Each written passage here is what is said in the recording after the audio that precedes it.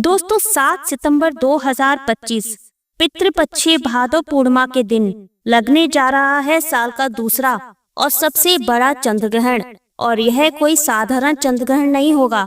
यह जो चंद्र ग्रहण लगने जा रहा है इसे ब्लड मून की संज्ञा दी जा रही है। इसे आप ब्लड मून के रूप में अद्भुत नजारे के रूप में देख सकेंगे। और यही वो वजह है जिसकी वजह से चंद्र ग्रहण का इंतजार न केवल पूरी दुनिया के ज्योतिष पंडित बल्कि वैज्ञानिक भी बड़ी ही बेसब्री से कर रहे हैं। इस बार का यह सबसे बड़ा और सबसे खास ब्लड मून होने वाला है, जिसका समय ज्योतिष वैदिक पढ़ाई के अनुसार पूरे 152 वर्षों के बाद आया है। इस दिन के चंद्रमा को ब्लड मून इसलिए कहा जा रहा है क्योंकि जब पृथ्वी सूर्य और चंद्रमा के बीच में आती है तो सूर्य की किरणें पृथ्वी के वातावरण से गुजरकर चंद्रमा पर लाल तांबे या फिर लाल रंग के रूप में दिखने को मिलती हैं। और इसी वजह से यह दृश्य बहुत ही अद्भुत और अलौकिक नजर आता है। और आपको मैं बताना चाहूंगी कि इस बार का जो ग्रहण है यह पूरे भारत में स्पष्ट रूप से नजर आएगा। ऐसे में जब भी ग्रहण लगता है तो इसका सबसे बुरा प्रभाव गर्भवती महिलाओं या गर्भ में पल रहे शिशु पर पड़ता है। और इसलिए कहा जाता है कि ग्रहण के समय गर्भवती महिलाओं को घर से बाहर निकलने से बचना चाहिए, क्योंकि यह समय गर्भवती स्त्रियों के लिए बहुत ही अशुभ माना जाता है। चलिए आपको बताते हैं 7 सितंबर को लगने वाला चंद्र ग्रहण कब से शुरू होगा, कब समाप्त होगा, भारत में यह ग्रहण कहाँ दिखाई देगा और सूतक काल कब से कब तक लगेगा। ग्रहण के समय या ग्रहण के बाद में गर्भवती महिलाओं को क्या करना चाहिए, क्या सूतक काल की अवधि से लेकर ग्रहण के शुरू होने तक गर्भवती महिलाएं अन्न आदि का सेवन कर सकती हैं, क्या पानी वह पी सकती हैं या नहीं। यह वीडियो आपके लिए बहुत ही महत्वपूर्ण होने जा रही है। वीडियो को आप ध्यान से जरूर पूरा सुनिएगा। लेकिन वीडियो को शुरू करने से पहले आपसे निवेदन करते हैं कि कमेंट सेक्शन में ओम नमः शिवाय अवश्य ही लिखते हैं, क्योंकि ग्रहण के समय भोलेनाथ का नाम लेने मात्र से सारे संकट दूर हो जाते हैं। इस बार भारतीय समय अनुसार 7 सितंबर रविवार को रात 9:58 से चंद्र ग्रहण प्रारंभ हो रहा है, जो कि देर रात यानी 8 सितंबर सोमवार को 1:26 तक देखा जा सकेगा। तो यह रविवार की ही मध्य रात्रि का समय रहेगा, तब यह ग्रहण समाप्त हो जाएगा। और जो चंद्र ग्रहण होता है उसका सूतक काल 9 घंटे पहले प्रारंभ हो जाता है। तो भारतीय समय के अनुसार हमारे देश में 7 सितंबर रविवार को दोपहर 12:58 से चंद्र ग्रहण का सूतक काल भी प्रारंभ हो जाएगा और ग्रहण की समाप्ति के साथ ही सूतक काल भी समाप्त हो जाता है। अब क्योंकि यह चंद्र ग्रहण हमारे देश में दिखाई दे रहा है तो ऐसे में सूतक संबंधी नियमों का पालन भी हमारे देश में किया जाएगा। और जब सूतक काल प्रारंभ हो जाता है उसी समय से हमारे धर्म के अनुसार मंदिरों के कपाट बंद कर दिए जाते हैं। खाने पीने की चीजों में तुलसी के पत्ते या कुशा डाल दी जाती हैं और नहाने आदि के पानी में पहले से ही तुलसी की पत्तियां डाल दी जाती हैं। गंगा जल मिलाकर रख दिया जाता है। ग्रहण के समय तुलसी की पत्तियां या कुशा नहीं तोड़नी चाहिए, इसलिए ग्रहण लगने से पहले ही आप तुलसी की पत्तियां तोड़कर रख लें, क्योंकि रविवार का दिन है और इस दिन भी तुलसी के पत्ते नहीं तोड़े जाते हैं। तो ऐसे में आपको बड़ी आसानी से तुलसी के पत्ते गिरे हुए मिल जाएंगे। तुलसी के पौधे के आसपास वहां से आप उठाकर पानी से धोकर इन्हें खास तौर पर गर्भवती महिला यदि घर में है या बच्चे बुजुर्ग आदि हैं तो उनके आसपास तुलसी जी को जरूर रखें। तुलसी ना हो तो कुशा घास भी आप रख सकते हैं। बाकी धर्म के लोग अपने अपने धर्म की शुद्धि संबंधी जो भी कार्य होते हैं, जो भी सामग्री शुद्ध मानी जाती है, जिस ग्रहण का दुष्प्रभाव पड़ने से बच जाता है, उस सामग्री को अपने पास रखें या आप कोई धार्मिक पुस्तक को इस दौरान अपने पास रख सकते हैं। इसके अलावा इस बार 6 सितंबर शनिवार से ही मृत्यु पंचक भी प्रारंभ हो गए हैं। तो 5 दिनों तक चलने वाले मृत्यु पंचक के दौरान भी कोई शुभ काम करने की मनाही होती है। तो यह समय कुल मिलाकर देखा जाए तो अशुभ रहने वाला है। इसलिए जहां तक हो सके आप इस समय कुछ सावधानियां अवश्य ही बरतें, जैसे कि गर्भवती महिलाओं को जिस समय से चंद्र ग्रहण प्रारंभ होगा सूतक काल नहीं, जबकि शाम को जब आसमान में चंद्रमा दिखाई देने लगे तब से लेकर रात को चंद्र ग्रहण की समाप्ति तक जहाँ तक हो सके चंद्रमा की रोशनी में आने से बचना चाहिए। जहाँ तक हो सके घर से बाहर ना निकलें। घर के खिड़की दरवाजे पर पर्दा लगा लें। ऐसी मान्यता है कि ग्रहण की किरणें गर्भ में पल रहे शिशु को नुकसान पहुंचा सकती हैं। जब भी ग्रहण लगता है तो सबसे ज्यादा परेशानी गर्भवती महिलाओं को ही होती है।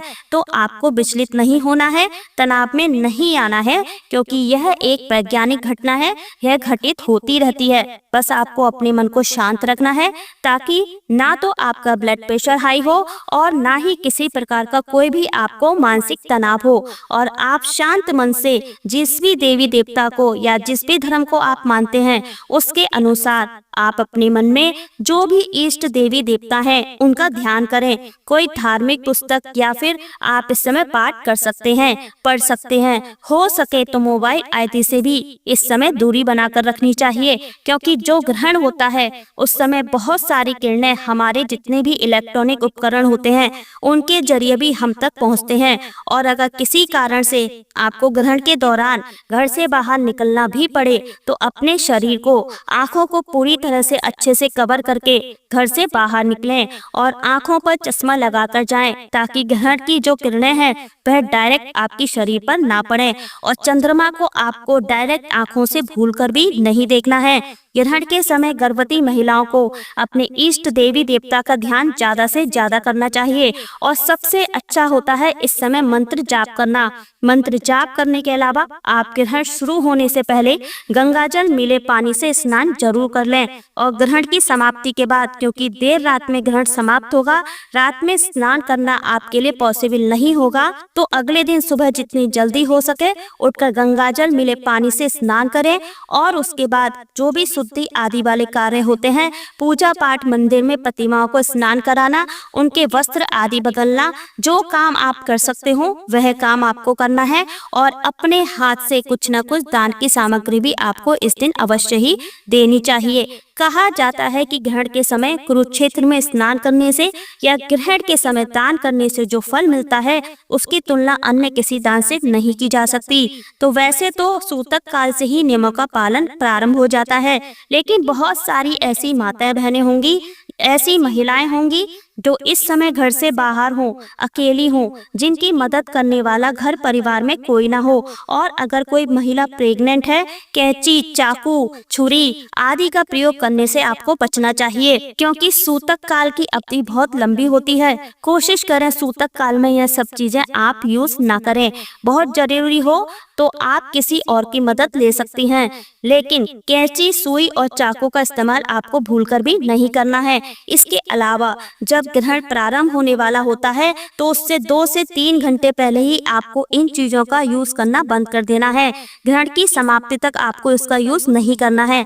अब रही बात, क्या आप सूतक काल में सो सकते हैं? क्या गर्भवती महिलाएं सूतक काल की अवधि में कुछ खा पी सकती हैं? तो देखिए, सूतक काल में क्योंकि आप गर्भवती हैं, यदि आप खाना पीना त्यागेंगी तो आपके होने वाले शिशु पर इसका विपरीत प्रभाव पड़ सकता है। तो आपको भोजन, पानी, हल्का फुल्का जो कुछ भी लेना है वह इस दौरान आप लेते रहें। पानी ज्यादा से ज्यादा पिएं, अपनी दवाई आदि टाइम से लेते रहें। लेकिन जिस समय से ग्रहण शुरू होने वाला हो उससे ठीक 2 से 3 घंटे पहले हो सके तो आप कोई ठोस चीजें ग्रहण करने से बचें, भोजन आदि करने से बचें। बहुत ज्यादा जरूरी हो तो आप लिक्विड चीजों का सेवन इस दौरान कर सकते हैं। कुछ ही समय की बात होती है, इसलिए 2 से 3 घंटे का समय इस ग्रहण को लगेगा। तो ग्रहण की समाप्ति के बाद आप गंगाजल आदि छिड़ककर उसके बाद जो भी खाना पीना है वह आप खा सकते हैं। लेकिन जो सामग्री में आपको तुलसी के पत्ते या कुशा दिन के समय में आपने डाली हुई है, ग्रहण की समाप्ति के बाद पहले उसे निकालकर फेंक देना चाहिए। उसके बाद ही उन रखी हुई चीजों का सेवन आपको करना है। और हो सके तो ग्रहण के समय जो चीजें बच जाती हैं उनका सेवन गर्भवती महिलाओं को करने से बचना चाहिए। अब बात आती है कि इस समय क्योंकि नकारात्मक ऊर्जा ग्रहण के समय वातावरण में बहुत अधिक फैली हुई होती है, तो कुछ लोग हो सकता है कि आपको नुकसान पहुंचाने के उद्देश्य से कोई उपाय करने का सोच रहे हो, तो सभी लोगों को और खास तौर पर गर्भवती महिलाओं को एक बात का ध्यान रखना है। आपको अपने पहने हुए वस्त्र, अपनी पहनी हुई कोई भी चीज या अपने हाथ से कोई भी ऐसी चीज जो आपने इस्तेमाल की है, किसी भी ऐसे व्यक्ति को देने से बचना है। ग्रहण के समय लेन देन करने से जहाँ तक हो सके बचें। खास तौर पर ना तो किसी से आपको कर्जा लेना है और ना ही किसी को उधार देना है। और इस बार का चंद्र ग्रहण कुंभ राशि और पूर्व भाद्रपद नक्षत्र में लग रहा है, जिस कारण से कुंभ राशि के सभी जातकों को इस ग्रहण के समय खास सावधानी बरतने की सलाह दी जा रही है। इस चंद्र ग्रहण को हमारे देश भारत के अलावा अंटार्कटिका, पश्चिमी प्रशांत महासागर, ऑस्ट्रेलिया, एशिया, हिंद महासागर, यूरोप, पूर्वी अटलांटिक महासागर में देखा जाएगा। अगर हम अपने देश की बात करें तो उत्तर भारत में 7 सितंबर को लगने वाला चंद्र ग्रहण दिल्ली, लखनऊ, चंडीगढ़, जयपुर में दिखाई देगा। पश्चिमी भारत में यह ग्रहण मुंबई, अहमदाबाद, पुणे में दिखाई देगा और यहाँ पर ये पूर्ण चंद्र ग्रहण के रूप में दिखाई देगा। दक्षिण भारत की बात करें तो चेन्नई, बेंगलुरु, हैदराबाद और कोची में ग्रहण दिखाई देगा। मध्य भारत में भोपाल, नागपुर, रायपुर में यह ग्रहण दिखाई देगा और पूर्वी भारत में कोलकाता, भुवनेश्वर, गुवाहाटी में इस ग्रहण को पूर्ण रूप से देखा जा सकेगा। अब जब हमारे देश के इतने सारे हिस्सों में ग्रहण दिखाई दे रहा है, तो ऐसे में सभी लोगों को, चाहे आपके क्षेत्र में, आपके शहर में ग्रहण दिखाई दे या ना दे, आप सभी को सूतक संबंधी नियमों का और ग्रहण संबंधी नियमों का पालन अवश्य ही करना चाहिए, क्योंकि ग्रहण चाहे कहीं भी लगे, कहीं दिखाई दे या ना दे, उसका कुछ न कुछ विपरीत प्रभाव जीवन पर जरूर पड़ता है। जैसे कि इस बार का ग्रहण प्राकृतिक आपदाएं लेकर आ सकता है, आर्थिक नुकसान या मानसिक तनाव भी लेकर आ सकता है। तो दोस्तों, ये थी ग्रहण से संबंधित विशेष जानकारी। लेकिन दोस्तों, आपसे मैं एक विनम्र निवेदन जरूर करना चाहूंगी कि इस वीडियो को लाइक कर दीजिए और साथ ही साथ अपने अड़ोसी पड़ोसी और हर एक रिश्तेदार तक इस जानकारी को ज्यादा से ज्यादा शेयर अवश्य कीजिए। और अगर आपकी नजर में कोई गर्भवती महिला है तो उसे भी इस वीडियो को शेयर जरूर ही कर दीजिएगा, क्योंकि धार्मिक मान्यता के अनुसार चंद्र ग्रहण का प्रभाव उन पर विशेष रूप से पड़ता है। जिनके घर में छोटे बच्चे हैं या बूढ़े हैं, उन्हें भी इस वीडियो को जरूर ही शेयर कर दीजिए, जिससे वह सभी लोग चंद्र ग्रहण के दोष से बच सकें। और तिथि लोक कथा चैनल को ज्यादा से ज्यादा सब्सक्राइब करके बेल आइकन का बटन अवश्य ही दबा दीजिए। मिलते हैं अपने अगले वीडियो में, तब तक के लिए धन्यवाद। जय श्री राम। ओम नमः शिवाय।